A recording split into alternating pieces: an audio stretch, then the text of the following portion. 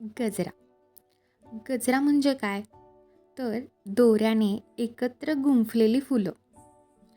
आपल्याकडे कुठलाही सण, वार, कार्यक्रम गजऱ्याशिवाय पूर्णच नाही होत. तर असा हा गजरा करायचा कसा? त्यासाठी लागतील फुलं, मोगरा किंवा दुसरीही फुलं चालतील. जाई, जुई आणि त्यासाठी घेतला आहे मी वाकळाचा दोरा. त्याला एक साधी सरघाट बांधायची, पण ती गाठ घट्ट न करता त्यामध्ये थोडी जागा ठेवायची आणि त्या जागेमध्ये 2 फुलं विरुद्ध दिशेने गुंफायची. जशी आता मी ह्या व्हिडिओमध्ये दाखवत आहे तशा प्रकारे. आणि ही फुलं गुंफून झाल्यानंतर ती गाठ घट्ट करायची. आता या गुंफलेल्या फुलांच्या खालून आपला बोट पकडायचं आणि त्याच मापाची एक सरगाठ मारायची. आता ही सरगाठ तुम्ही छोटी मोठीही करू शकता, आपल्याला जशी हवी तशी. आणि परत त्यामध्ये फुलं गुंफायची. तर हीच प्रोसेस रिपीट करत जायचं. म्हणजे आपल्या बोटाच्या मापाची गाठ घ्यायची, त्यामध्ये फुलं गुंफायची आणि ती गाठ घट्ट करत जायची. तर यासाठी घ्यायचा वाकळाचा दोरा. का?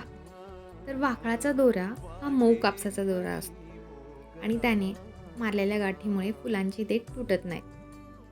नाहीतर मग जर आपण नायलॉनचा दोरा वापरला तर त्याच्या गाठीने फुलांची देठ तुटतात. त्यामुळे वाकळाचा दोरा वापरायचा. आता वाकळाचा दोरा म्हणजे या दोऱ्याने आमच्याकडे गोधडी किंवा वाखळ शिवतात, म्हणून आम्ही याला वाकळाचा दोरा असं म्हणतो. कर्नाटकात या मोगऱ्याच्या गजऱ्यामध्येच आबोलीची फुलेही विणली जातात. ती देखील खूप सुंदर दिसतात. आणि आपण गुलाबाच्या पाकळ्याही यामध्ये गुंफू शकतो. त्याही याच्यामध्ये खूप छान दिसतात.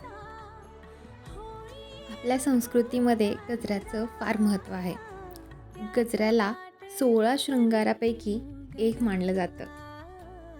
तसंच नवऱ्याने न सांगताच आपल्यासाठी आणलेला गजरा हे किती रोमॅन्टिक वाटतं.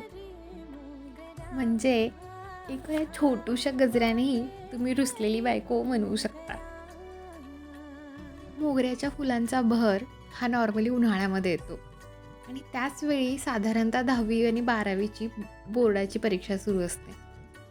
मला आठवतं माझ्या 10वीच्या बोर्डाच्या एक्झाममध्ये मी गजरे घालून जायचे. तर असं हे माझं गजरा प्रेम. तर मुलींनो, तुम्हाला तुमचे मिस्टर आणून देतात का गजरा कधी रुसल्यानंतर?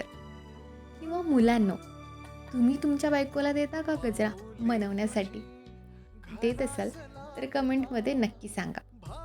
तर अशा प्रकारे आपला गजरा झाला आहे तयार आणि तो आपण वेगवेगळ्या प्रकारे केसांमध्ये माळू शकतो. भेटूया पुढच्या व्हिडिओमध्ये.